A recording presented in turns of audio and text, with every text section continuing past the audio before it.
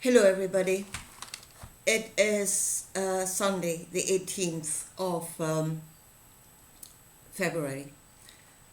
I want to talk about Tucker Carlson and about what is going on at the moment and about all those videos that are coming up on the internet. You know what he said in that meeting, that meeting in Dubai, and other things that are now coming up, Tucker Carlson in Moscow, Tucker Carlson in a Russian supermarket, Tucker Carlson in a Russian McDonald's, stuff like that. When the first interview came out with Vladimir Putin, there was a wave of expectation, that somebody would expose the truth. And I was on that wave, there's no doubt about it. I had great expectations. And now I'm slowly coming back down to earth. This high is wearing off. And I'm actually looking at the reports and at what he's saying, and I can see a lot of problems with it. At his reporting. Problems with his reporting.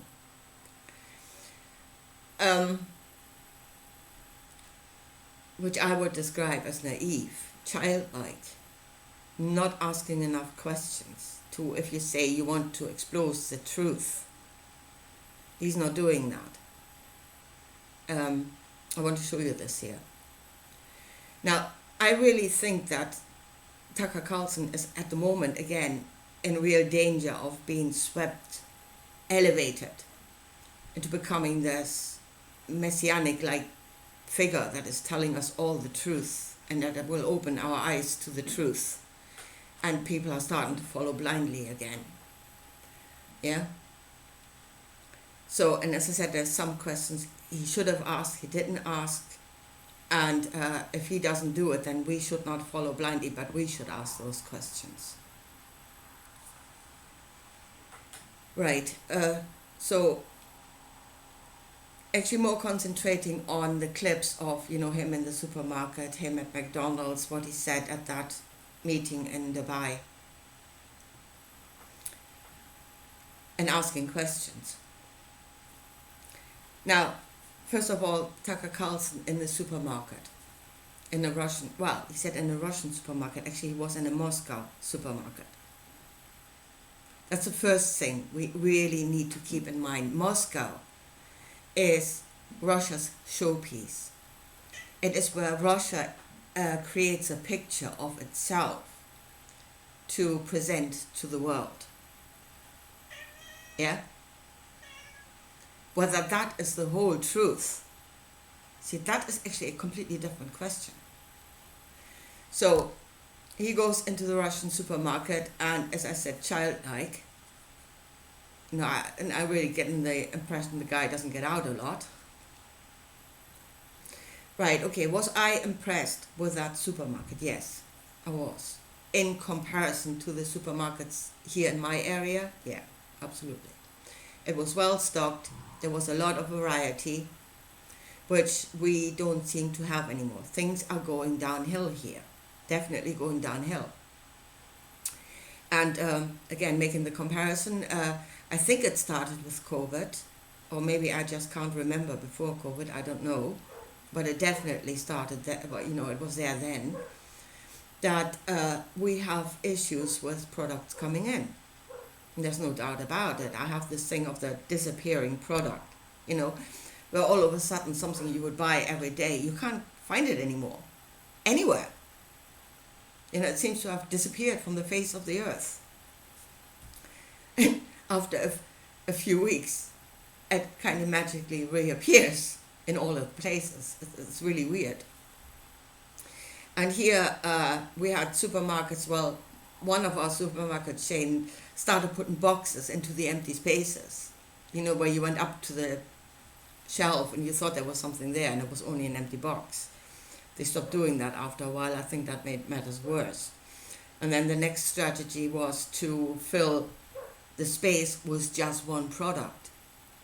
Yeah, so if you had only one brand of, let's say, baked beans, and you fill the entire shelf with just that one brand, which means the shelf is not empty, but the variety that used to be there is not there.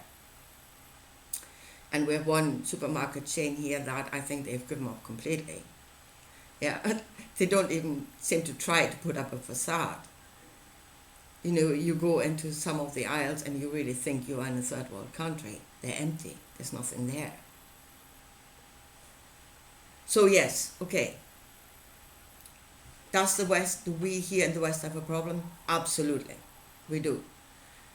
Did that supermarket look so much better? Yes, absolutely it did.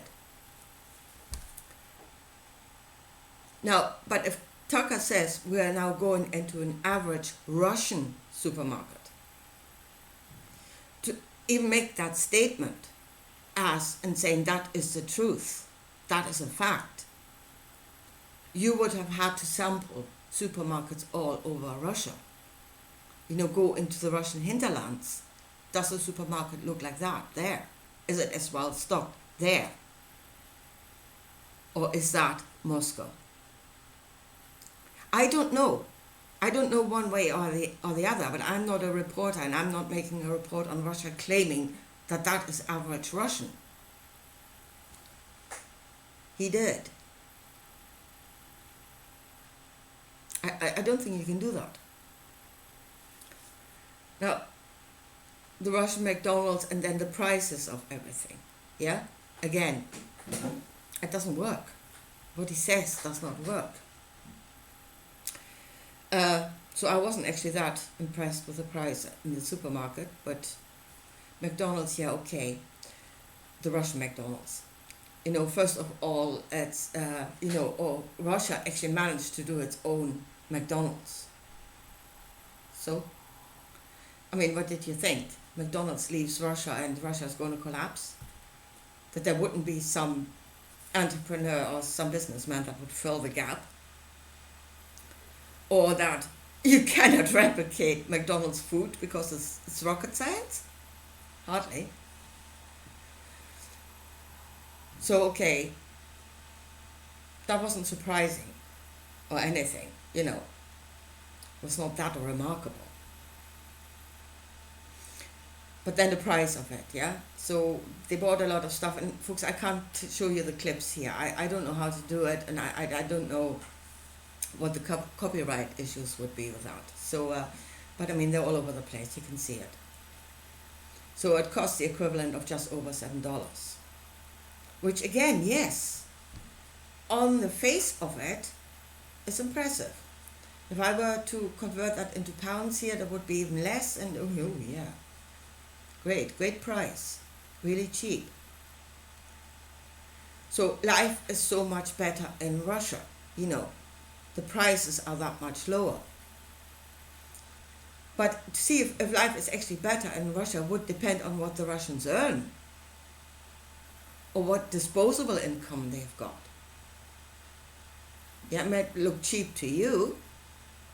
Is it cheap to the average Russian? Yeah? Let's say the disposable income of a Muscovite, you know, once they have paid for all their essentials, for the rent, for their energy costs, same as us, you know, all the essentials.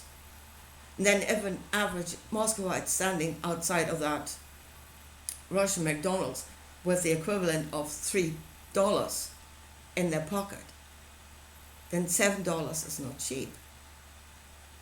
In fact, it is way above what you can afford.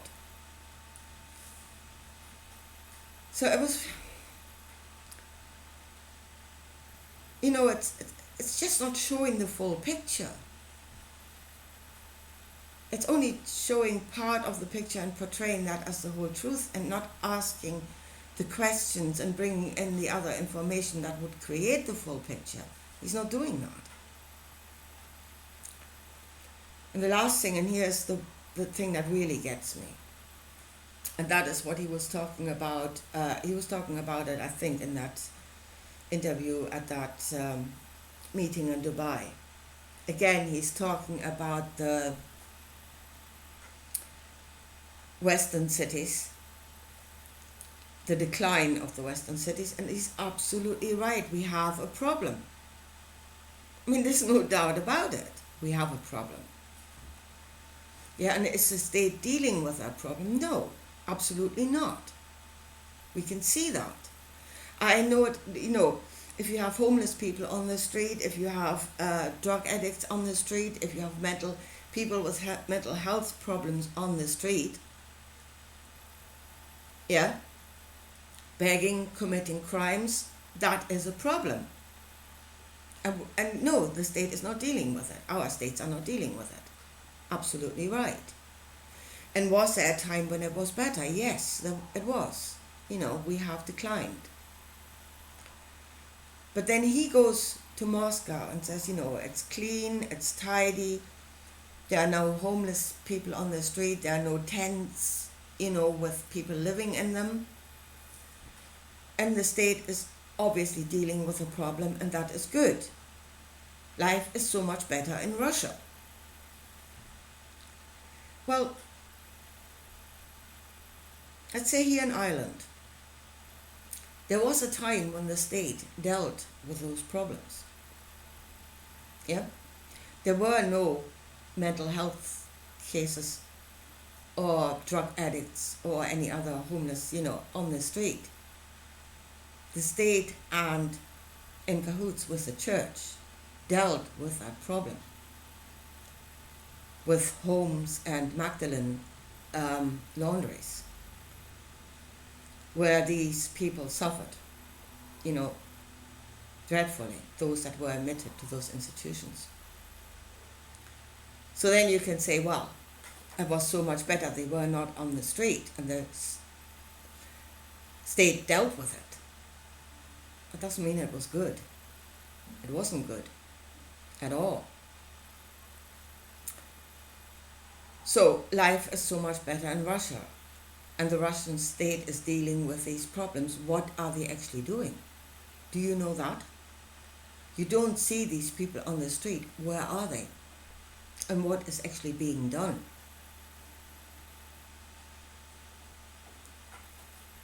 I mean, here nothing is being done, which is bad. But is what is being done there good? That's the question.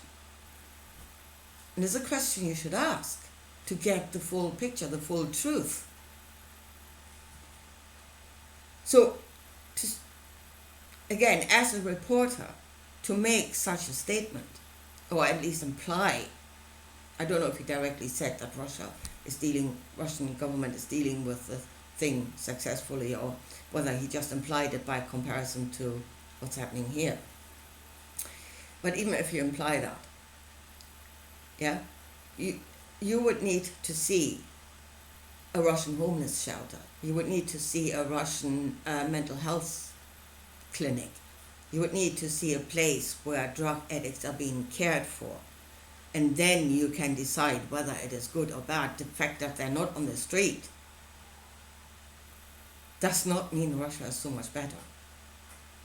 We know from experience, we know from history, that could mean something completely different. Especially here in Ireland, we would know that. So as I said, it was Russia with Moscow. If you are in Moscow, Russia has created an image of itself that it wants to portray to the world. And Tucker just bought the image. Hook, line, and sinker. And really just on the surface. And not going any deeper at all. And that is not showing the truth. That is not it. That's not the fullness of the truth. That is just the surface image without going any deeper. And then if people accuse him of being a useful idiot, well, if he reports like that, yes. Because this whole place is, as I said, an image that Russia is creating, that it wants to portray. That is propaganda.